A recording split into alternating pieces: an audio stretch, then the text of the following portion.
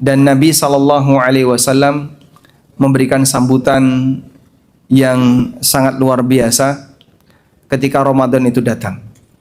Beliau SAW mengatakan saat malam Ramadan, laqad ja'akum syahrun mubarak. Sungguh telah datang kepada kalian syahrun mubarak, bulan yang diberkahi. Futihat fihi abwabul jannah. Di bulan Ramadan pintu-pintu surga dibuka.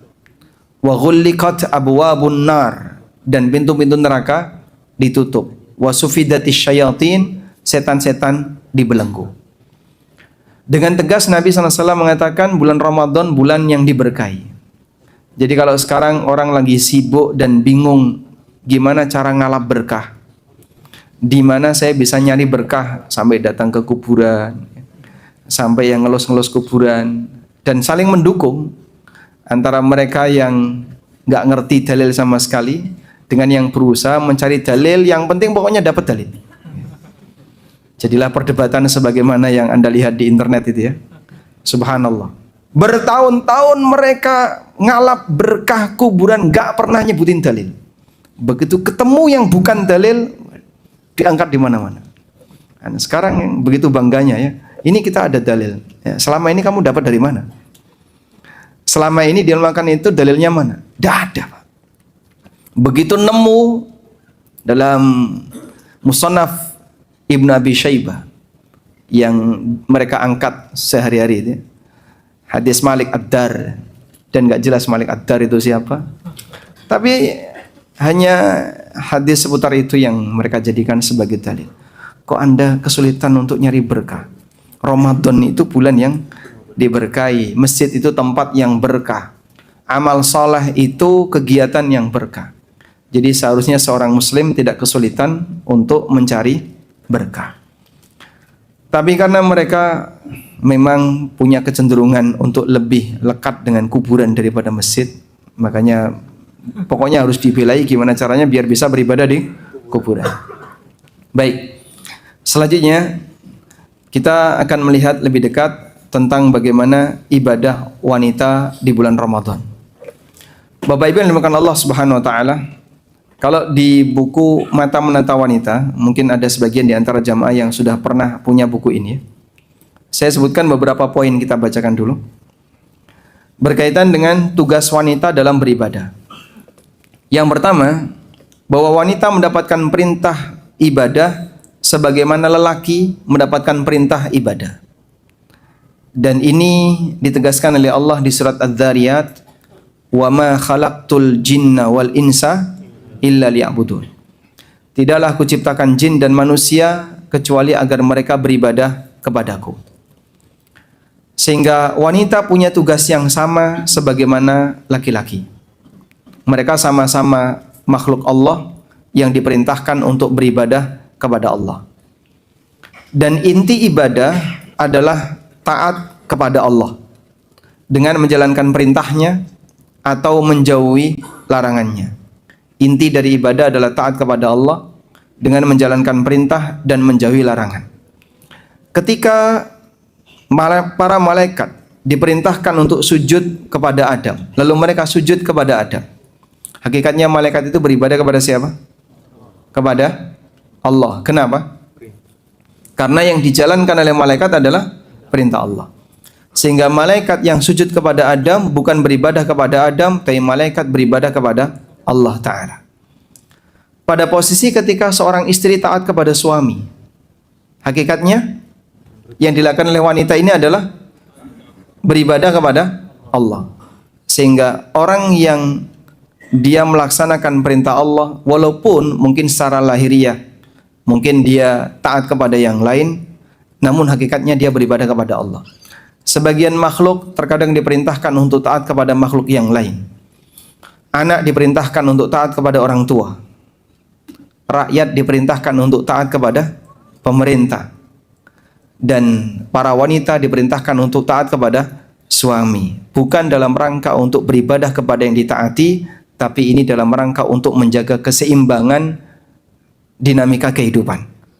Baik. Selanjutnya, Ibadah secara umum bisa kita bagi menjadi dua.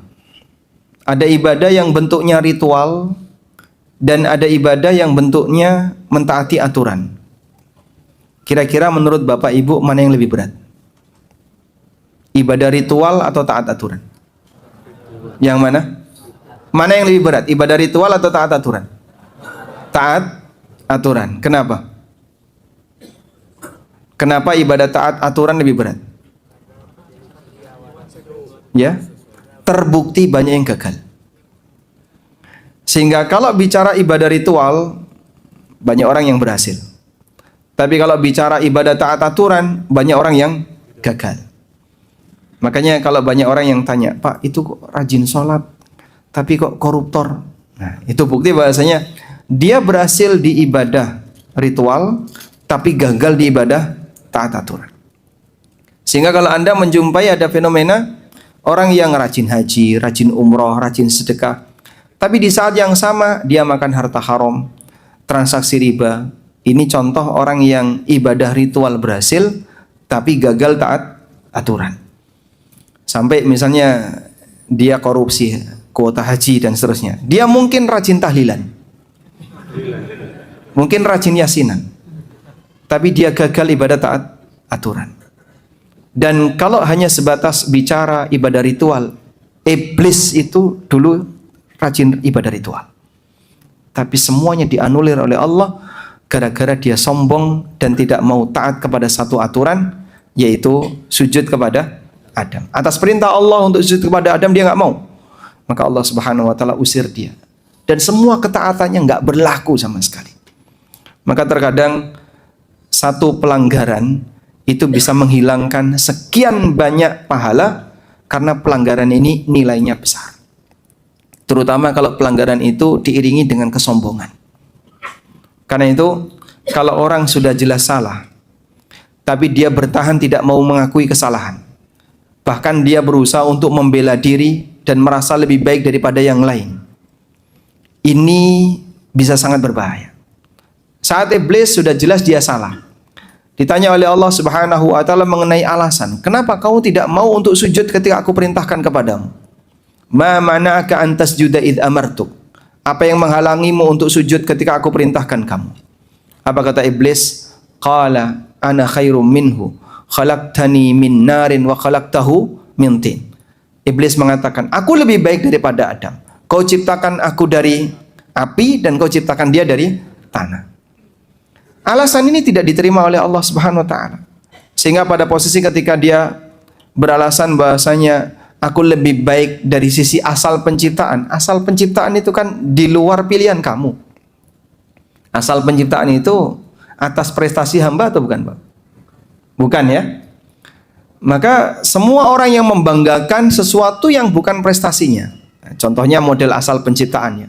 Aku kan keturunan A, aku keturunan B, aku keturunan C. Ini alasan yang digunakan oleh iblis untuk tidak mau menjalankan perintah Allah. Karena dia merasa lebih tinggi daripada yang lain. Maka di situ ada dua pelanggaran yang dilakukan oleh iblis. Satu, dia menolak kebenaran. Yang kedua, merendahkan yang lain. Sempurna sudah kesombongan iblis, maka diusir oleh Allah Subhanahu wa taala. Fama yakunu laka an tatakabbara fiha, kamu enggak boleh untuk sombong di surga, fakhruj, keluar kamu. Sehingga yang sudah berada di dalam surga dilarang untuk menetap di surga karena dia bersikap sombong. Baik, sudah masuk waktu asar. Kita salat asar dulu. Ya, kita salat asar dulu, gimana? Ya. Salat asar dulu. Baik, kita salat asar dulu. Insyaallah nanti kita sambung setelah salat asar. Wassallallahu ala nabiyyina Muhammadin wa ala alihi wa sahbihi wasallam.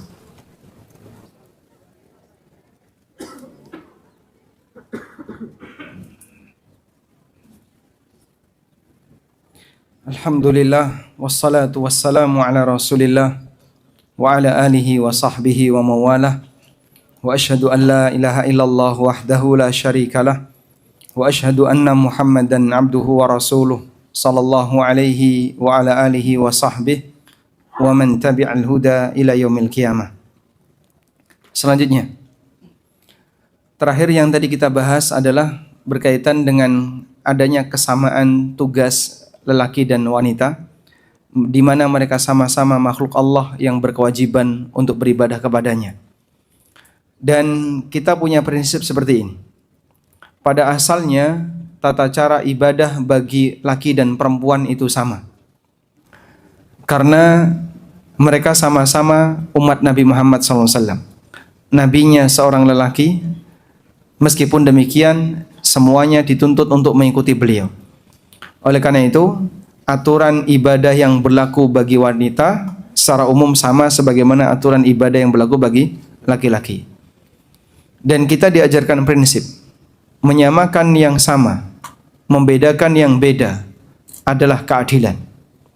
Menyamakan yang beda, membedakan yang sama adalah kezaliman. Sebagian di antara aturan syariat ada yang dibedakan antara laki dan perempuan. Bagian ini tentu saja ketika disamakan maka itu adalah kezaliman. Sebagai contoh berkaitan dengan masalah hak waris. Anak laki-laki dengan anak perempuan dibedakan oleh Allah. Allah Ta'ala berfirman, "Walaysa dzakaru kal untha." Lelaki tidak sama dengan wanita. Maka kalau ada orang yang mengatakan, kan sama-sama anak, mau laki mau perempuan semuanya sama saja. Ini kezaliman. Ketika Allah bedakan, maka kita ikuti sesuai dengan perbedaan yang telah Allah tetapkan.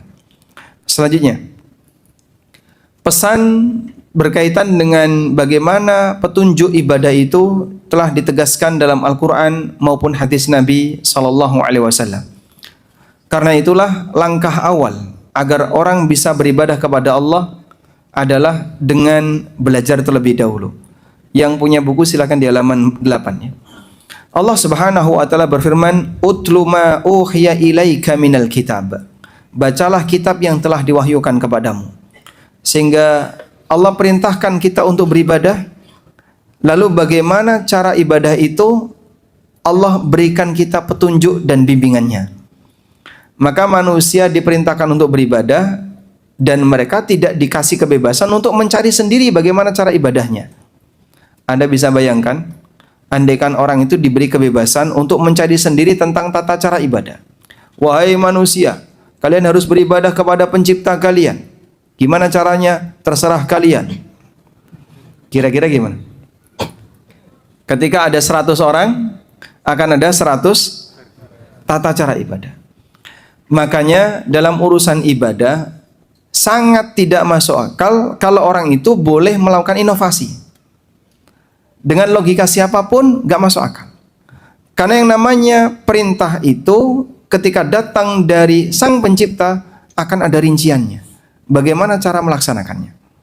Dari sinilah kita bisa memahami bahwa ibadah itu harus ada panduan. Sehingga para ulama memberikan kaidah hukum asal ibadah adalah dilarang kecuali jika ada panduan yang memerintahkan. Ada panduan yang memberikan arahan. Kalau tidak ada panduannya, maka manusia ya tidak bisa melakukannya. Baik. Sehingga Nabi SAW menyebut belajar agama itu sebagai kewajiban. Talabul ilmi faridatun ala kulli muslim. Belajar ilmu agama adalah kewajiban bagi setiap muslim. Masih banyak orang yang nggak punya kesadaran kalau belajar itu wajib. Sehingga mayoritas kaum muslimin, bagi mereka belajar itu ya kegiatan orang khusus yang mereka mau serius mendalami ilmu agama. Maka ilmu agama disejajarkan sebagaimana ilmu pada umumnya. Yang mau fokus kedokteran, kuliah di fakultas kedokteran. Yang mau mendalami teknik, dia kuliah di fakultas teknik. Mau mendalami hukum, dia kuliah di fakultas hukum. Jadi sifatnya pilihan. Anda mau jadi orang yang expert di bidang apa? Silakan. Pembahasan masalah agama itu dianggap sebagai ilmu pilihan. Sehingga ketika ada orang yang fokus bidang agama, oh berarti memang dia fokus di bagian itu. Mereka belum memahami kalau ilmu agama ini sejatinya adalah kewajiban, ilmu yang menjadi kewajiban bagi setiap muslim untuk mempelajarinya. Karena mereka masih menganggap sebagaimana layaknya ilmu umum yang sifatnya pilihan. Selanjutnya, para wanita memiliki janji yang sama, mendapatkan janji yang sama sebagaimana laki-laki. Maka mereka yang bertakwa bisa mendapatkan derajat yang tinggi, baik laki maupun perempuan. Allah Subhanahu wa taala berfirman, wa may ya'mal minas salihati min dzakarin aw untha wa huwa mu'minun falanuhyiyannahu hayatan thayyibah. Barang siapa yang beramal soleh dan dia beriman, baik laki maupun perempuan, maka dia akan mendapatkan kehidupan yang baik. Di ayat yang lain Allah mengatakan, wa may ya'mal minas salihati min dzakarin aw untha wa huwa mu'minun faulaika yadkhulunal jannah. Barang siapa yang beramal baik laki maupun perempuan dan dia beriman, maka dia mendapatkan surga. Artinya begini, nggak ada ceritanya pahala wanita setengah pahala lelaki, tidak ada. Sehingga lelaki sholat, wanita sholat, pahalanya sesuai dengan kualitas sholatnya. Andai kan kualitas sholatnya sama, mereka punya hak yang sama.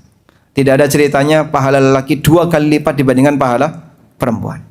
Baik, hanya saja wanita punya keterbatasan. Dari keterbatasan itulah kuantitas. Anda catat, kuantitas ibadah wanita menjadi lebih sedikit dibandingkan kuantitas ibadah lelaki. Keterbatasannya itu ada di mana, Pak? Tidak bisa ibadah sholat, puasa ketika mereka sedang haid atau nifas. Dan itu menjadi titik kekurangan wanita. Sebagaimana yang disabdakan Nabi SAW, ma ra'aitu min naqisati aqlin wa dinin aglaba lidhi lubbin minkunna. Belum pernah aku lihat makhluk yang kurang agama, kurang dari sisi kemampuan akal, tapi mampu mengendalikan lelaki yang cerdas melebihi kalian, wahai para kaum Hawa. Makanya yang berbahaya yang mana? Kok berbahaya? Tayyib.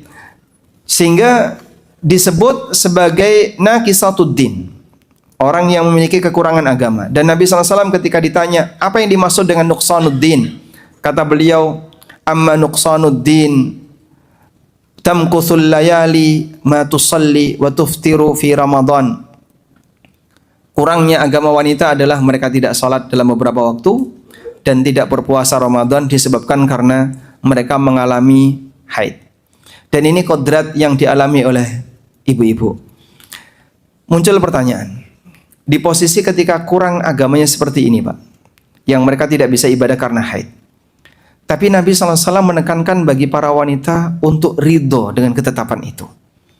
Saat Aisyah radhiyallahu anha, beliau berangkat haji bersama Nabi SAW, Aisyah mengalami haid. Di mana? Di daerah Sarif. Sarif itu dekat sekali dengan Mekah. Tinggal pelintengan itu sudah sampai Mekah. Satu lemparan batu sudah sampai Mekah. Sehingga Aisyah merasa sangat sedih. Sebentar lagi sudah bisa melakukan tawaf, melakukan sa'i, dan mengikuti ibadah bersama kaum muslimin. Tapi Allah berikan ujian haid bagi Aisyah. Nangis beliau. Ditenangkan oleh sang suami. Anafisti, kamu haid? Kemudian Nabi SAW mengatakan, dzalika syai'un qad katabahu Allahu ala banati Adam. Itu adalah sesuatu yang telah Allah tetapkan bagi para putri Adam. Sehingga mau gimana lagi, kau tidak mungkin bisa menolaknya. Maka beliau hanya kasih penekanan, ridho terhadap ketetapan Allah, itu pilihan terbaik. Sehingga ibu-ibu misalnya mengalami haid ketika Ramadan, atau mengalami haid ketika umroh, ketika haji, sudah nggak usah stres. Ridho dengan ketetapan Allah, ini termasuk di antara bentuk ibadah hati yang mungkin bisa menggantikan nilai dari kondisi ketika Anda tidak bisa melaksanakan ibadah ketika itu. Tapi aku ridho, aku tidak stres, aku tidak bingung, bahkan suudzon kepada Allah, tidak. Ridho dengan ketetapan Allah termasuk di antara bentuk ibadah kepada Allah Ta'ala. Dan kami nasihatkan bagi para wanita yang sedang mengalami haid dalam situasi ibadah, mereka tidak dilarang untuk melakukan semua ibadah, hanya dilarang melakukan sebagian ibadah. Sehingga yang perlu untuk dilakukan adalah ketika Anda terhalang untuk melakukan ibadah A, Anda masih punya pilihan untuk melakukan ibadah B, ibadah C, dan seterusnya. Baik, coba saya tanya ya, bapak-bapak kalau berangkat ke masjid, dari mulai berangkat sampai pulang berapa lama? 20 menit? 20 menit? Ya, tergantung temennya ya. Ketika Anda berangkat dari rumah sholat jamaah sampai pulang tanpa kegiatan ngobrol, tanpa kegiatan bermain dengan teman, anggaplah misalnya 20 menit. Baik. Ibu-ibu yang mungkin tidak sholat ke masjid, kalau bisa gunakan rentang waktu yang sama ketika Anda beribadah di rumah. Karena biasanya kan mentang-mentang ibu-ibu nggak ke masjid, ibadahnya jadi lebih singkat. Sholatnya paling cuma 3 menit, dzikirnya 2 menit, habis itu sudah selesai. Anda jadinya mengambil waktu yang jauh lebih pendek. Sementara suami Anda dari mulai keluar rumah sampai pulang semuanya dihitung sebagai ibadah. Maka ibu-ibu jangan kalah, termasuk ketika Anda sedang haid. Suami Anda berangkat untuk sholat dan Anda sedang haid, gunakan waktu itu untuk zikir. Aku memang nggak bisa sholat, tapi aku lakukan amal yang boleh aku kerjakan ketika haid, yaitu zikir selama haid. Baik. Lalu apa saja ibadah yang boleh dilakukan ketika haid? Di halaman 12. Pada prinsipnya wanita boleh melakukan ibadah apapun ketika haid. Karena Islam tidak melarang wanita untuk ibadah ketika haid. Yang dilarang hanya sebagian ibadah. Tidak dilarang untuk melakukan semua ibadah, tapi yang dilarang apa? Hanya sebagian ibadah. Apa saja Pak yang dilarang? Salat, puasa, tawaf, kemudian i'tikaf. Yang kelima, menyentuh mushaf. Yang keenam, hubungan badan. Sisanya boleh. Bisa diulang? Salat, puasa, i'tikaf, tawaf, i'tikaf, menyentuh mushaf, hubungan badan. Selain itu, boleh. Sudah? Kalau baca Quran boleh nggak Pak? Jumhur melarang. Jumhur ulama melarang. Sebagian ulama membolehkan, seperti pendapat Al-Muzani dan Ibnu Hazm serta beberapa ulama belakangan, mereka membolehkan untuk membaca Al-Quran bagi wanita haid, tapi tanpa nyentuh. Membaca tanpa menyentuh gimana? Suruh suaminya untuk membukakan mushaf. Tungguin bang ya, aku mau baca Quran. Berapa lama? 5 juz. Masya Allah. Karena mau tadarus ketika Ramadan. Terus solusinya gimana Pak Ustadz? Agar tetap bisa baca Quran tanpa bantuan orang lain, tanpa menyentuh mushaf. Pertama, Anda bisa gunakan laptop. Sehingga yang disentuh adalah mouse atau mousepad. Anda tidak menyentuh layar yang bertuliskan teks Quran. Atau misalnya, boleh nggak Pak pakai HP? Kalau kita menyentuh HP seperti ini, maka yang tersentuh apa? HP, device. Yang saya sentuh adalah sebuah alat. Tapi ketika saya buka aplikasi, nah di sini ada aplikasi Al-Quran. Kalau saya hadas, saya nyentuh aplikasi ini, berarti saya menyentuh Al-Quran dalam kondisi hadas. Tapi ketika saya gunakan benda yang lain yang bisa dijadikan sebagai alat bantu untuk memindahkan, misalnya pen, maka insya Allah tidak terhitung sebagai menyentuh mushaf. Kalau pakai sarung tangan Pak, tidak memberi pengaruh. Karena sarung tangan itu tabi' wa tabi'u tabi', dan yang sifatnya turunan hanya mengikuti. Maksudnya begini, ada wanita pakai sarung tangan, salaman dengan wanita pakai sarung tangan yang bukan mahram boleh enggak? Lelaki yang bukan mahram salaman dengan wanita yang pakai sarung tangan boleh atau tidak? Enggak boleh. Padahal dia sudah pakai sarung tangan. Tapi kalau Anda nyerahkan pensil misalnya kepada wanita yang bukan mahram, diterima dari ujung ke ujung? Boleh. Baik. Sehingga sebatas pelapis tipis ini tidak mempengaruhi hukum. Ada ibu-ibu yang tanya, teman anak-anak saya sekolah itu terkadang salaman dengan saya, tapi saya tutupi jilbab. Ya enggak boleh. Walaupun ditutup pakai jilbab. Anda pakai jilbab, pundaknya tertutup kain, bahkan double, kaos, baju, jilbab, ditepuk dari belakang. Lelaki yang bukan mahram, boleh enggak? Enggak boleh. Maka lapisan tipis seperti ini tidak diperhitungkan. Dipahami ya? Baik. Selanjutnya, lalu ketika wanita sedang berada di bulan Ramadan, ibadah apa yang bisa dia lakukan. Pada prinsipnya sama sebagaimana lelaki. Cuman pada saat dia mengalami haid, di beberapa ibadah tertentu yang tadi kita sampaikan dilarang untuk dilakukan. Oleh karena itu, lakukan ibadah pengganti jika Anda tidak bisa melakukan ibadah utama. Maka haid bukan waktu untuk bermalas-malasan, sebab Anda sebenarnya masih punya kesempatan untuk mengejar ketertinggalan.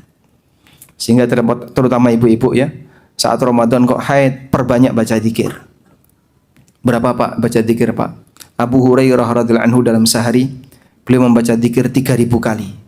Baca subhanallah 3.000 kali. Dan ada juga ulama yang dalam sehari dia membaca tasbih 12.000 kali. Kita baca zikir masih perhitungan. Sudah 100 rasanya banyak sekali. Padahal para ulama salaf di masa silam mereka satuannya ribuan. Maka sebenarnya masih banyak cara yang bisa dilakukan oleh para ummahat untuk bisa mendulang pahala sepanjang Ramadan. Selanjutnya, di antara perbedaan ibadah wanita dengan lelaki adalah berkaitan dengan tugas wanita lebih terbatas di dalam rumah. Sedangkan lelaki dominan di luar. Maka lelaki wajib sholat jamaah, wajib jumatan, jihad fi sabilillah, harus menjadi khatib, jadi imam sholat, dan seterusnya. Wanita tidak ada itu semua. Sehingga yang sifatnya fardu kifayah, rata-rata pelaksananya lelaki. Azan, fardu kifayah. Jadi imam, fardu kifayah. Jadi khatib, fardu kifayah. Kalau satu kampung nggak ada lelaki yang bisa jadi khatib, yang bisa hanya seorang ibu, misalnya. Gimana itu Pak? Boleh nggak wanita ini jadi khatib Jumat? Nggak boleh. Terus gimana Pak? Fardu kifayah, lelaki harus ada yang jadi khatib. Nggak ada yang bisa Pak, dosa semua. Sehingga mereka harus mengkader orang yang bisa menjadi khatib, bisa menjadi khatib Jumat, bisa menjadi imam ketika sholat jamaah, agar kegiatan yang menjadi syiar kaum muslimin tetap terjaga. Baik. Selanjutnya, karena itu wanita lebih banyak terbatas di rumah. Termasuk sholatnya wanita lebih banyak atau lebih ditekankan dilakukan di mana? Di rumah. Coba kita lihat hadis berikut ini. Hadis yang diriwayatkan Imam Ahmad, Ibnu Khuzaimah dan yang lainnya. Datang seorang sahabiat bernama Ummu Humaid. Beliau istrinya Abu Humaid As-Sa'idi. Kemudian meminta kepada Nabi SAW, "Ya Rasulullah, aku ingin salat bermakmum di belakang Anda." Lalu Nabi SAW mengatakan, "Qad alimtu annaki tuhibbinas salata ma'i." Aku tahu kalian pengen salat di masjidku bersamaku. Bayangin Pak ya, wanita ini ingin salat di Masjid Nabawi yang jadi imam Nabi. Sudah nggak bisa dibandingkan dengan siapapun. Ingin salat di Masjid Nabawi yang jadi imam Nabi. Mau dibandingkan dengan yang mana? Nggak bisa. Ini sudah tertinggi. Lalu kata Rasulullah SAW, "Aku tahu kalian ingin salat bersamaku. Wa salatuki fi baitiki khairun laki min salatiki fi hujratiki." Kau salat di rumahmu, di kamarmu lebih baik daripada kau salat di teras rumahmu. Bapak lihat ya, gambar maket rumahnya Rasulullah SAW. Rumah orang Arab itu kan ada bagian yang beratap dan ada bagian yang tidak beratap. Bagian yang beratap ini disebut bait. Yang tidak beratap disebut hujrah. Innal ladzina yunadunaka fil hujurat mi wara'il hujurat ulaik aktsaruhum la ya'qilun. Orang yang mereka berteriak memanggil kamu dari balik hujurat, yaitu orang-orang Badui yang memanggil Nabi SAW dari luar hujurat. Hujurat itu area depan rumah yang tidak beratap, namanya hujrah. Sehingga ada bait, ada hujrah. Nabi SAW mengatakan, salatmu wahai wanita di dalam rumahmu yang beratap lebih baik daripada salatmu di teras rumahmu. Wa salatuki fi hujratiki khairun min salatiki fi dariki. Salatmu di hujrah, di teras rumah, lebih baik daripada salatmu di dar. Dar itu satu kawasan tanah yang di situ ada rumah, ada teras. Di dar artinya halaman rumah. Dan salatmu di halaman rumahmu, salatmu di teras rumahmu lebih baik daripada salatmu di halaman rumahmu. Dan salatmu di halaman rumahmu lebih baik daripada salatmu di masjid kampungmu. Dan salatmu di masjid kampungmu khairun min salatiki fi masjidi, lebih baik daripada salatmu di masjidku ini. Masya Allah. Sehingga seorang wanita yang salat di dalam rumah lebih afdol nilainya daripada dia salat di masjid Nabawi yang ngimami Nabi. Sudah nggak ada perbandingan yang lain. Makanya kalau ada ibu-ibu yang rajin salat di masjid, tapi bapak-bapaknya rajin sholat di rumah, ini suami yang solehah, istrinya istri yang soleh. Kebalik nih. Dan ada yang seperti itu, kebalik nih Pak.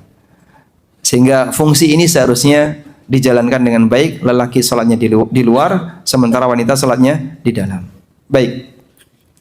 Selanjutnya, bagaimana kalau wanita salat sambil momong anak?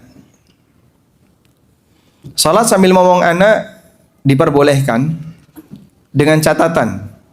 1. Jika anak itu membawa diapers, pakai popok, dan di popok itu ada najisnya, maka tidak boleh digendong. Kenapa Pak? Karena kalau dia gendong bayi yang bawa najis, berarti dia terhitung ngantongi najis atau bawa najis. Misalnya ya, ada sebuah botol isinya najis, luarnya suci, dalamnya cairan najis. Anda masukkan ke dalam kantong dipakai sholat, boleh atau tidak? Tidak boleh. Kenapa? Karena kategori dia bawa najis. Dan ini ditegaskan oleh Ibnu Qudamah.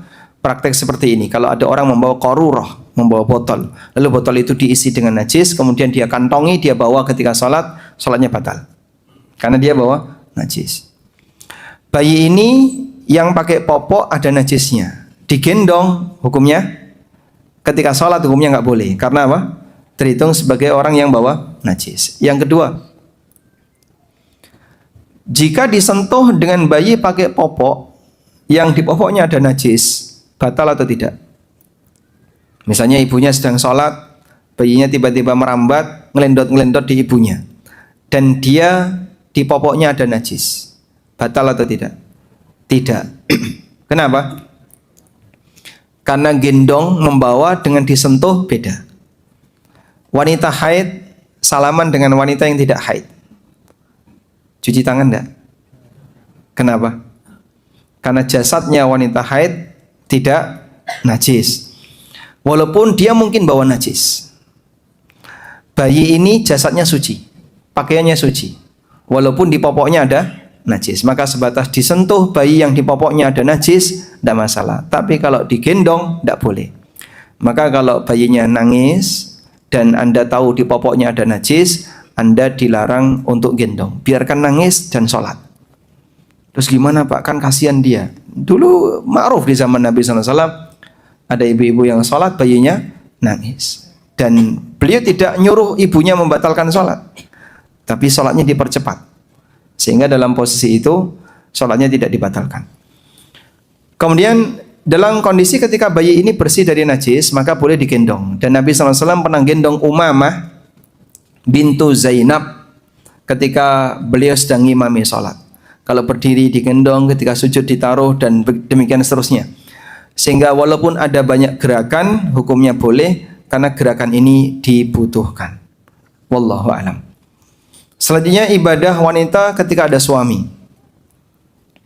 Di halaman 25 bagi yang punya buku ya. Pertama, istri tidak boleh sholat sunnah terlalu lama sehingga menelantarkan suaminya. Masya Allah, ini kayak selama apa ini Pak? Menelantarkan suaminya gara-gara istrinya sholat. Tapi ini pernah terjadi di zaman Nabi SAW. Abu Sa'id Al-Khudri bercerita, ada seorang wanita yang datang kepada Nabi SAW saat kami bersama beliau. Wanita itu mengatakan, "Ya Rasulullah, suami saya memukulku ketika aku sholat."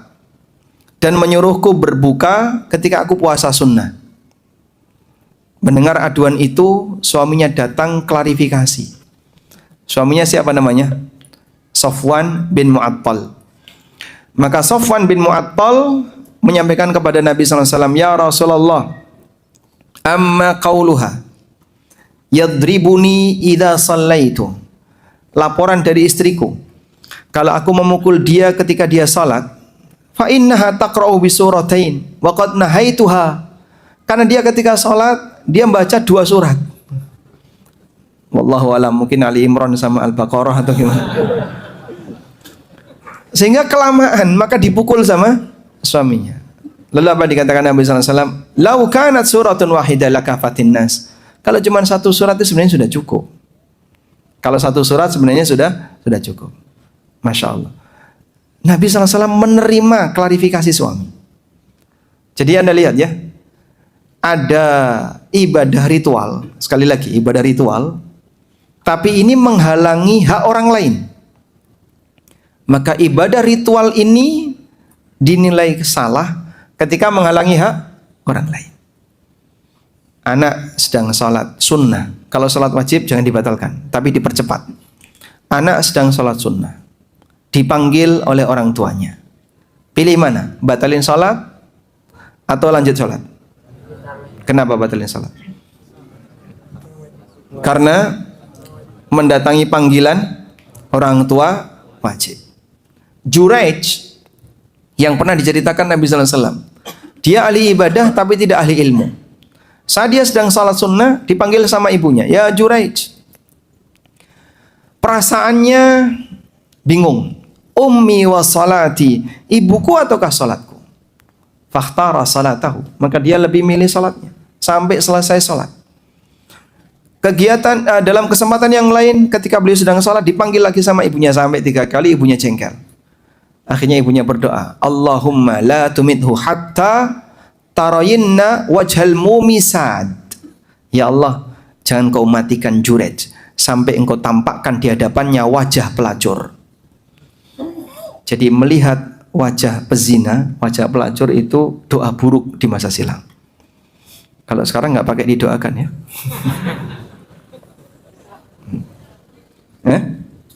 Baik.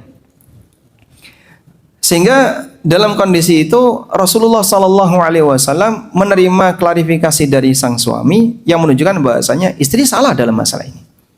Maka jangan merasa hebat dengan ibadah ritual, tapi ternyata wanita tidak bisa taat kepada suaminya. Maka definisi wanita solehah itu gimana? Fassalihatu qanitatun hafizatun lil ghaibi bima hafizallah. Yarhamkallah. Allah Subhanahu wa taala menjelaskan definisi wanita salihah. Fassalihatu, wanita salihah. Qanitatun adalah wanita yang taat kepada Allah dan suaminya. Hafizatun lil ghaibi, yang dia bisa menjaga ketika suaminya tidak ada di rumah. Ada seorang wanita rajin iktikaf di masjid tanpa izin suami. Apa yang terjadi? Dia memperjuangkan ibadah ritual tapi dengan cara melanggar aturan. Wanita berangkat umroh tanpa mahram, itu contoh dia memperjuangkan ibadah ritual tapi melanggar aturan. Sehingga ibadah wanita diarahkan oleh Allah pada bentuk bagaimana dia menjadi wanita yang bisa melayani dan mendukung lelaki yang saleh. Di posisi inilah sang ibu, kalau dia membatasi ibadah sunnah agar bisa berkhidmat kepada suaminya, insya Allah itu lebih baik. Tapi Pak, saya ingin rajin ibadah sunnah seperti yang lain. Gimana ya Pak? Kalau begitu, saat suami Anda tidak di rumah, silakan optimalkan. Tapi kalau suami ada di rumah, Anda mungkin akan lebih terbatas. Karena ada catatan yang berikutnya, wanita tidak boleh puasa sunnah saat membersamai suaminya kecuali dengan izinnya. Nabi SAW mengatakan, La yahillu lil mar'ati antasuma wa zawjuha syahidun illa bi'idni. Tidak halal bagi wanita untuk puasa sunnah sementara suaminya ada kecuali dengan izinnya. Sehingga dulu sebagian wanita salaf, mereka itu seneng ketika suaminya poligami. Sebentar. Ini agak delay dikit responnya ya. Kenapa kok mereka merasa bahagia? Jadi pada saat suaminya sedang tidak ada di rumah, istrinya bisa fokus baca Quran, bisa fokus ibadah. Alhamdulillah, suamiku lagi sama dia. Jadi aku lebih bisa fokus untuk ibadah. Ini sunnah yang hilang di masa sekarang. Mau dihidupkan kembali, Pak? Hah? Keberatan? Tayyib. Intinya ketika di posisi wanita membersamai suaminya, ternyata ibadahnya ada di sini. Dia berkhidmat kepada suaminya, melayani suaminya dan seterusnya. Maka sekali lagi ibu-ibu ya, tadi sudah kita sampaikan di awal. Mungkin barangkali sebagian ada yang belum hadir. Ada sebagian makhluk yang diperintahkan oleh Allah untuk taat kepada makhluk yang lain. Anak diperintahkan taat kepada orang tua. Rakyat diperintahkan taat kepada pemerintah. Demikian pula istri diperintahkan taat kepada suami. Dan itu menjadi salah satu syarat untuk dapat pintu surga. Nabi SAW pernah bersabda, "Idza shallatil mar'atu khamsaha wa shamat syahraha wa ata'at ba'laha wa ahsanat farjaha dakhalat min ayyi babil jannati sya'at." Apabila seorang wanita menjaga salat 5 waktu, menjaga puasa Ramadan, menjaga kehormatannya, mentaati suaminya, qila laha udkhilil jannah min ayyi babin syi'ti. Ibu silahkan masuk surga, mau dari pintu manapun, boleh milih. Masya Allah. Janji indah bagi seorang wanita yang disambut oleh malaikat, dipersilahkan untuk masuk surga dari pintu manapun, dia boleh milih. Sehingga lihat di sini, Pak. Wanita tidak dituntut untuk ibadah yang sifatnya harus berjuang keluar rumah. Tapi lebih banyak ibadah yang terbatas. Menjaga sholat 5 waktu. Apalagi, Pak? Puasa Ramadan dijaga. Apalagi? Apalagi? Menjaga kehormatan. Yang keempat, mentaati suami. Silahkan masuk surga dari pintu manapun. Baik. Selanjutnya, ketika wanita sedang berpuasa, maka ada masalah yang mungkin dia alami adalah berkaitan dengan masalah qadha. Qadha puasa. Qadha puasa batas maksimalnya adalah sebelum masuk Ramadan berikutnya.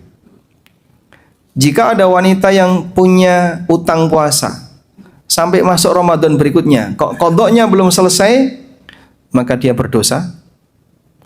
Dan qadhanya tetap wajib dia laksanakan, ditambah dia harus bayar fidyah. Jadi misalnya dia punya utang puasa 7 hari ini, Ramadan tinggal 10 hari lagi. 10 hari lagi ini malas dia untuk berpuasa sampai masuk Ramadan besok ini. Maka 7 hari tadi tidak gugur, dia tetap wajib qadha setelah Ramadan ini. Yang kedua dia berdosa, yang ketiga nanti bayar fidyah. Jadi setelah Ramadan ini nanti dia qadha 7 hari plus ngasih makan sebanyak 7 paket makanan sejumlah hari yang menjadi kewajiban dia untuk qadha. Karena tertunda. Dan yang cukup memprihatinkan, banyak di antara wanita yang mungkin dulu belum kenal agama dengan baik, dia kalau haid tidak qadha puasa. Itu sampai bertahun-tahun, sampai ada yang 100 hari, 100 sekian puluh hari. Dan itu tidak boleh dibiarkan. Itu tetap wajib untuk dia laksanakan sampai selesai. Bagaimana, Pak? Kalau qadhanya belum selesai dan dia mati. Kalau dia mati sementara qadhanya belum selesai, maka nanti dibayarkan fidyah oleh keluarganya. Baik. Selanjutnya, puasa qadha itu puasa wajib. Dan puasa wajib dilarang untuk dibatalkan. Beda dengan puasa sunnah. Kalau puasa sunnah kata Nabi SAW, fahuwa amiru nafsihi. Orang yang puasa sunnah, maka dia punya kendali terhadap dirinya sendiri. Mau dibatalkan silahkan, lanjut silahkan. Tapi kalau puasa wajib, tidak boleh dibatalkan. Makanya kalau ibu-ibu mau qadha dan suaminya ada di rumah, sebaiknya izin dulu. Pak, besok saya mau qadha. Aman Pak kan? Aman. Kalau aman silahkan qadha. Tapi kalau enggak aman, oh jangan. Besok enggak aman untuk qadha. Maka Anda jangan qadha. Karena itu Aisyah radhiyallahu anha, beliau menunda qadha sampai kapan? Sya'ban. Kuntu alayya min saumi Ramadan, fama astati'u an aqdiyahu illa fi Sya'ban. Aku dulu punya kewajiban qadha puasa Ramadan dan aku tidak bisa mengqadhanya kecuali di Sya'ban. Dalam riwayat yang lain disebutkan lima kanati Rasulillah sallallahu alaihi wasallam, karena posisi Rasulullah sallallahu alaihi wasallam, sehingga beliau menjadi istri siaga. Kapanpun Nabi sallallahu alaihi wasallam ada hajat, Aisyah siap. Sehingga Aisyah menunda qadha sampai Sya'ban untuk siaga terhadap Rasulullah sallallahu alaihi wasallam. Dan ini sekaligus jadi dalil. Kalau lelaki itu poligami, maka hari ini misalnya giliran untuk istri satu, kok istrinya haid, dia tidak boleh lari ke istri dua. Karena ini jatahnya istri pertama, kecuali Nabi sallallahu alaihi wasallam. Beliau punya hak seperti itu. Gak berlaku bagi selain Nabi.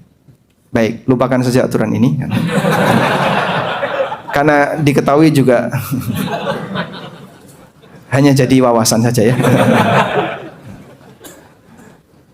Tayyib.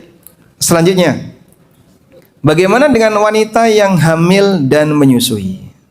Apakah wanita yang hamil dan menyusui yang tidak berpuasa itu qadha ataukah fidyah? Perbedaan ini sudah terjadi sejak masa silam. Sehingga di sana ada pendapat sahabat A, ada pendapat sahabat B, ma'ruf di kalangan para ulama. Ada yang mengatakan wanita yang hamil atau menyusui dan dia khawatir terhadap keselamatan dirinya atau anaknya, boleh tidak berpuasa. Dan nanti gantinya adalah antara qadha atau fidyah. Ada yang mengatakan qadha saja, ada yang mengatakan fidyah saja, dan ada yang mengatakan qadha dan fidyah. Ada 3 pendapat. Ada satu pendapat lagi, tapi ini pendapat yang syadz, pendapat yang nyeleneh. Pendapatnya Ibnu Hazm, tidak wajib qadha dan tidak fidyah.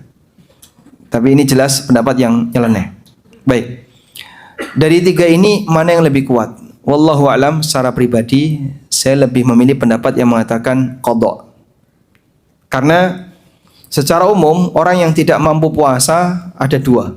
Satu, tidak mampu puasa yang sifatnya permanen, maka kewajiban dia fidyah, seperti karena usia atau sakit yang tidak ada peluang sembuh. Yang kedua, tidak mampu puasa tapi sifatnya sementara, karena safar atau sakit ringan yang memungkinkan untuk sembuh, maka nanti kewajiban dia adalah qadha. Dan wanita hamil atau menyusui masuk yang mana? Pertama atau kedua? Permanen atau sementara? Sementara. Dia hamil, gak bisa puasa, masuk Ramadan. Setelah itu menyusui, tahun kedua gak bisa puasa. Setelah itu hamil lagi. Menyusui lagi, hamil lagi, menyusui lagi. Masya Allah. Jadinya gimana ini? Baik. Kalau memang 100% dia nggak bisa, Pak, ritme hidup kami, Pak, antara hamil sama menyusui, tidak ada yang lain, sehingga per 2 tahun muncul anak baru, launching lagi, per 2 tahun. Kalau seperti itu ritme hidupnya, sehingga tidak ada peluang bagi dia untuk puasa Ramadan tepat waktu maupun qadha, numpuk dalam jumlah banyak, pilihan yang terakhir adalah di ujung nanti setelah dia berhenti qadha sebisanya, sisanya fidyah. Sampai titik terakhir sudah tua, Pak, nggak bisa, maka sisanya fidyah. Wallahu a'lam. Walhamdulillahirabbil alamin. Mungkin itu yang bisa kita sampaikan sebagai pengantar. Kita sampai jam berapa? Sampai jam 5 Ustaz? Sampai jam 5? Bukannya jam 8? Ada pemateri berikutnya ya. Nah. Baik, kita langsung masuk ke sesi pertanyaan. Nah, izin Ustaz, jika seseorang yang rajin ibadah, rajin bersedekah kepada orang lain, tapi orang itu juga rajin berzina, dan orang itu selalu bertobat akan tapi mengulangi kembali dosanya, apakah orang tobatnya dia diterima? Baik, kita selalu bermaksiat setiap hari dengan aneka ragam maksiat. Tapi di sana ada maksiat-maksiat besar yang resikonya besar. Maka seorang mukmin sudah selayaknya menghindari maksiat ini sebisa mungkin. Allah sebut zina itu sabil. Wala taqrabuz zina innahu kana fahishatan wa sa'a sabila. Jangan kalian dekati zina. Sesungguhnya zina itu perbuatan fahisyah. Perbuatan fahisyah itu perbuatan yang diingkari oleh naluri normal manusia. Sehingga diceritakan saja malu. Diceritakan saja malu. Wasa asabila, dan jalan yang buruk. Kenapa disebut sabil? Karena orang kalau sudah memasukinya susah keluar. Sehingga disebut seperti jalan. Maka orang kalau sudah melakukan perbuatan seperti ini, awal mula ketika kejadian, awal pertama kali dia berzina, mungkin Pak, jantungnya berdebar kencang sekali. Habis melakukannya dia nggak tenang, seperti orang bingung. Tapi ketika itu terbiasa, akhirnya tidak ada perasaan bersalah. Sadarilah, menjelang Anda berbuat maksiat, lalu deg-degan, kemudian resah, keluar keringat dingin dan seterusnya, nurani kita sedang berteriak. Dan itu trigger bagi seorang hamba untuk tobat yang datang dari Allah. Jika direspon akan jadi hidayah. Tapi kalau tidak dihiraukan, mati. Sehingga hidayah itu redup. Maka dia akan berada dalam kegelapan lalu menikmati perbuatan maksiat. Allah Subhanahu wa taala mengatakan, "Ya ayyuhalladzina amanu stajibu lillahi war rasul idza da'akum lima yuhyikum wa'lamu annallaha yahulu bainal mar'i wa qalbi." Wahai orang yang beriman, penuhilah panggilan Allah dan Rasulnya. Idza da'akum lima yuhyikum, ketika mereka mengajak kalian untuk kehidupan kalian. Allah sebut ajakan kembali kepada hidayah sebagai ajakan kehidupan. Hati kamu akan hidup kalau kamu mengikuti hidayah ini, mengikuti ajakan ini. Lalu Allah mengatakan sebuah ancaman yang berbahaya. Wa'lamu annallaha yahulu bainal mar'i wa qalbi. Sadarilah bahwasanya Allah bisa menghalangi antara seseorang dengan hati nuraninya. Allah menghalangi antara seseorang dengan hati nuraninya. Dalam kondisi awal saat dia mau berbuat maksiat, dia deg-degan, dia resah, dia bingung. Itulah pemicu taubat. Kalau dia ikuti panggilan itu, selamat. Tapi ketika dia abaikan dan gak gubris, ingat, Allah akan menghalangi dirimu dari nuranimu. Dalam kondisi ini, nanti saat dia berbuat maksiat, dia akan bisa menikmati maksiat itu tanpa ada perasaan bersalah. Akhirnya kebal terhadap dosa. Dan itu berbahaya. Makanya kalau sampai dia rajin salat, rajin puasa sunnah, rajin sedekah, tapi dia berzina, ngobati penyakit ini susah. Di satu sisi dia makan makanan yang bergizi, dia berolahraga, tapi di sisi yang lain dia melakukan perbuatan yang melukai dirinya. Dia melakukan perbuatan yang melukai dirinya. Makanya Bapak Ibu yang dimakan Allah, dalam hal ini bagi mereka yang mungkin menyadari akan kesalahan ini, segera dihentikan sejak sekarang. Terus Pak, gimana Pak? Ya cari pelampiasan yang halal, berdoa kepada Allah. Allahumma kfini bihalalika an haramik. Ya Allah, cukupkan aku dengan yang Engkau halalkan, agar aku tidak mengambil yang kau haramkan. Wallahu a'lam.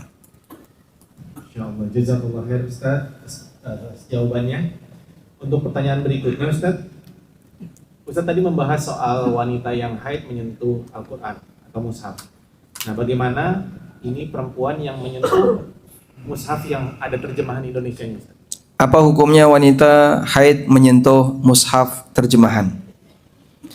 Para ulama menjelaskan bahwa wanita boleh menyentuh kitab tafsir. Karena kitab tafsir itu bukan Al-Quran. Itu kitab tafsir sebagaimana buku pada umumnya. Ini bukan Quran, walaupun di dalamnya ada teks Quran. Tapi ini bukan Al-Quran. Sehingga kalau wanita menyentuh kitab tafsir, boleh. Karena itu bukan Quran. Pertanyaannya, Quran terjemah itu tafsir atau Quran? Quran terjemah itu buku tafsir, seperti terjemahan tafsir Ibnu Katsir, terjemahan tafsir Syekh Sa'di. Itu kitab terjemah tafsir. Nah, Quran terjemah itu tafsir atau Al-Quran? Kitab tafsir atau kitab Al-Quran? Anda lihat mana yang dominan. Anda lihat mana yang dominan. Kalau yang dominan itu selain teks Quran, jadi misalnya keterangannya panjang, ada footnote-nya dan seterusnya, maka ini kitab tafsir. Tapi kalau yang dominan teks Quran, berarti dia mushaf Al-Quran, tapi dikasih catatan pinggiran, seperti terjemahan dan seterusnya. Lihat mana yang dominan. Setahu saya, untuk terjemah Depak yang diterbitkan oleh percetakan Quran Madinah, itu lebih dekat ke kitab tafsir. Karena tidak langsung ke Qurannya. Di bagian awal ada penjelasan tentang sejarah Quran, sejarah kodifikasi Quran, kemudian penjelasan tentang kiroah dan seterusnya. Bahkan ada beberapa pelajaran berharga berkaitan dengan masalah keislaman di buku itu, di buku terjemah yang cetakan Madinah. Sehingga ini lebih dekat kepada kitab tafsir daripada kitab Al-Quran. Oleh karena itulah, insya Allah kalau Anda memegang buku seperti ini, hukumnya diperbolehkan. Wallahu a'lam. Jazakallah khair Ustaz. Untuk pertanyaan berikutnya, bagaimana pilihan untuk seorang perempuan di saat Ramadan untuk konteks sholat tarawih? Lebih baik di rumah apa di masjid? Wanita sholat tarawih lebih baik di rumah atau di masjid? Yang laki-laki dulu. Laki-laki sholat tarawih lebih baik di rumah atau di masjid? Ulama beda pendapat. Kalau Anda mendengar berita bahwa Imam Syafi'i bisa menghatamkan sehari 2 kali, malam sekali, siang sekali, karena beliau sholat tarawihnya di rumah. Dan beberapa ulama milih sholat tarawih di rumah agar bisa menghatamkan Al-Quran, sehingga sholat wajib di masjid, lalu pulang sholat qiyamul lail sendiri. Karena kalau ngikuti jamaah di masjid, ya tentu tidak lebih lama dibandingkan ketika di rumah. Karena itu sebagian ada yang mengatakan lebih afdol bagi mereka yang sholat tarawih di rumah, sebagaimana sholat sunnah umumnya di rumah. Afdalus sholatil mar'i fi baitihi ilal maktubah. Sholat yang terbaik bagi lelaki adalah sholat di rumahnya kecuali sholat wajib. Jika yang seperti ini berlaku bagi laki-laki, ulama beda pendapat mana yang lebih afdal di rumah atau di masjid. Apalagi bagi wanita, wanita sholat tarawih di rumah lebih afdal. Cuman di situ ada pertimbangan. Kalau ibu-ibu sholat tarawih di rumah, menguap terus. Rakaat pertama menguap, rakaat kedua merem, rakaat ketiga. Sehingga dia ketika sholat terlalu malas ketika di rumah. Baru baca inna atau ina sudah. Ini tadi rakaat keberapa ya? Sudahlah kalau kayak gini caranya, ke masjid aja, ke masjid. Daripada kalau di rumah dia enggak semangat. Ruh sholatnya hilang. Saking ngantuknya karena enggak ada temannya. Maka silakan Anda ikut ke masjid agar bisa lebih semangat dan sholat Anda lebih panjang, lebih fokus. Wallahu a'lam. Masya Allah, barakallahu fiik. Untuk pertanyaan berikutnya, ini saat haid wanita ini pengen tetap itikaf di masjid agar imannya tidak turun, Ustaz. Nah, bagaimana? Masya Allah. Boleh? Agar imannya tidak turun. Berarti di luar Ramadan berbahaya. Dia itikaf hanya di 10 terakhir Ramadan. Berarti di luar itu gimana itu? Apakah dia merasakan imannya turun drastis? Karena selama setahun 20 hari. Baik. Melanggar aturan dilarang. Walaupun dia ada keinginan untuk beribadah. Maka kalau tidak boleh ya jangan dilanggar. Karena itu bagi wanita yang sedang haid, jika dia tetap ingin memupuk iman, masih banyak cara yang bisa dia lakukan. Ala bidzikrillah tatmainnul qulub. Anda bisa banyak berzikir kepada. Mendengarkan tausiah dan kajian ilmiah, insya Allah bisa menambah iman. Contoh bentuk pertambahan iman saat kajian. Allah Subhanahu wa taala berfirman di akhir dari surat At-Taubah. Wa idza ma unzilat suratun faminhum may yaqulu ayyukum zadatu hadhi imana. Fa ammal ladzina amanu fazadatuhum imanan wa hum yastabsyirun. Apabila turun satu ayat yang baru atau surat yang baru kepada Nabi SAW, maka orang munafik mengatakan, siapa di antara kalian yang imannya bertambah? Lalu Allah mengatakan, fa ammal ladzina amanu fazadatuhum imanan wa hum yastabsyirun. Orang yang beriman itu ketika turun surat baru atau ayat baru, iman mereka bertambah dan mereka semakin bahagia, mereka senang. Nah, kalau Anda mengikuti kajian, mendapatkan ilmu baru, hal baru, terus Anda merasa seperti ada pertambahan ilmu. Oh, baru tahu. Senang dia. Alhamdulillah, sekarang saya baru ngerti. Nah, ini kajian yang memberikan O effect. Efek O. Nah, begitu dia diberitahu terus, ini kajian yang berhasil ya. Memberi dampak apa? O effect. Penjelasan kok memberi dampak O effect, berarti ada pertambahan dari pengetahuan yang dia miliki. Terima kasih Pak Ustadz, saya baru tahu kalau ternyata selama ini yang saya lakukan itu keliru.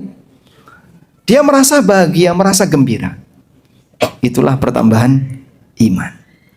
Maka Anda bisa mencari pertambahan iman di majelis ilmu. Sehingga sahabat Mu'ad bin Jabal radhiyallahu anhu, apabila beliau ngajak orang untuk kajian, maka beliau mengatakan, "Haya nu'minu sa'atan." Mari kita ngecas iman sesaat. Mari kita ngecas iman sesaat dengan cara belajar agama. Wallahu a'lam. Insyaallah, jazakallahu khair Ustaz, barakallahu fiik. Mungkin sekarang kita punya hadiah nih Ustaz. Ustaz bisa memberikan pertanyaan ke para jamaah di ikhwan 1, di akhwat 1. Tafadhol. Masya Allah. Baik. Hadiahnya apa? Kue. Masa. Hadiahnya kue. Nah, udah siap di depan ya. Nah, ini untuk ikhwan atau akhwat? Sama. Ikhwan 1, akhwat 1. Baik. Ikhwan, yang ikhwan. Nah, pertanyaannya.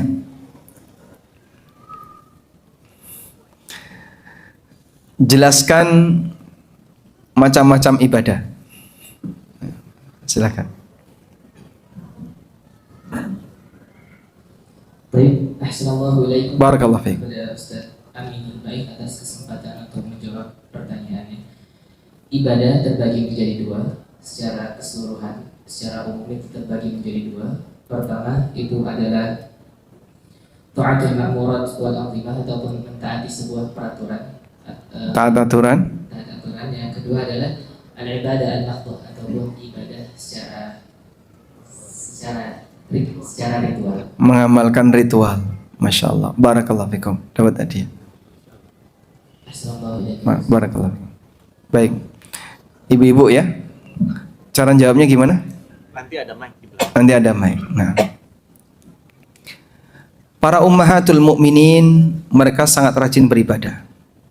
Dan sebagian di antaranya dipuji oleh Jibril sebagai wanita yang sangat rajin puasa, sangat rajin tahajud. Siapa namanya?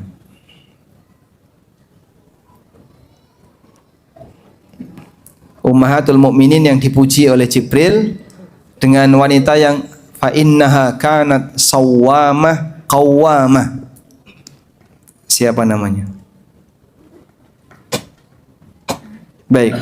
Ya. Clue berikutnya, wanita ini pernah diceraikan oleh Nabi SAW. Lalu Jibril meminta kepada Nabi SAW, raji'ha fa innaha kanat sawwamah qawwamah.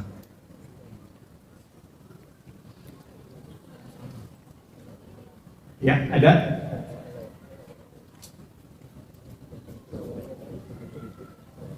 Nah, silakan. Nggak jadi ya? Gimana?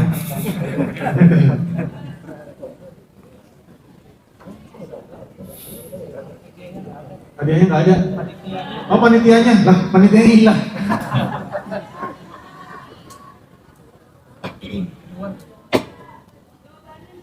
Ya.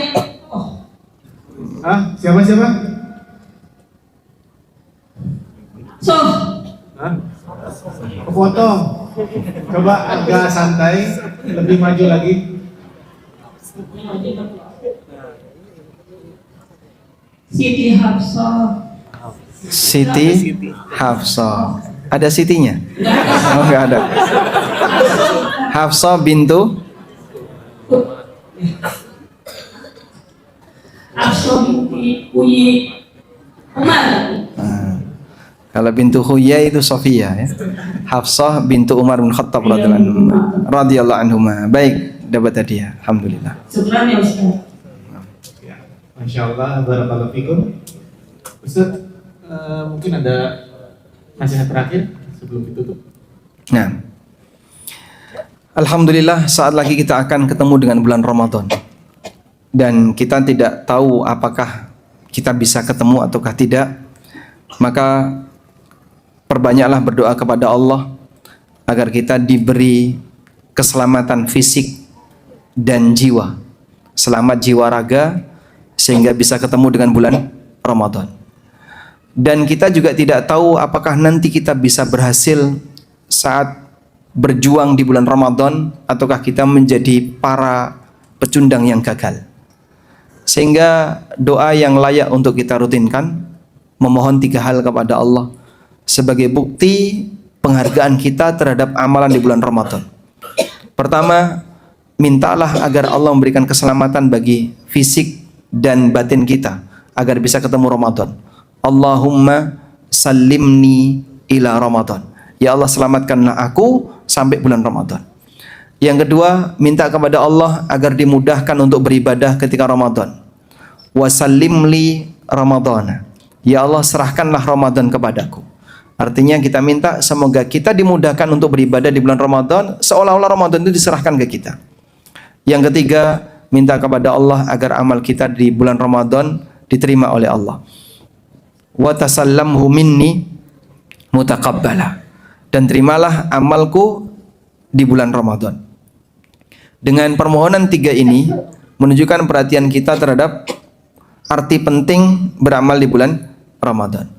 Allahumma sallimna ila Ramadan wa sallim lana Ramadana wa tasallamhu minna mutaqabbala. Allahumma a'inna ala dzikrika wa syukrika wa husni ibadatik wa sallallahu ala nabiyyina Muhammadin wa ala alihi wa sahbihi wa sallam wa akhiru da'wana alhamdulillahi rabbil alamin. Wassalamu alaikum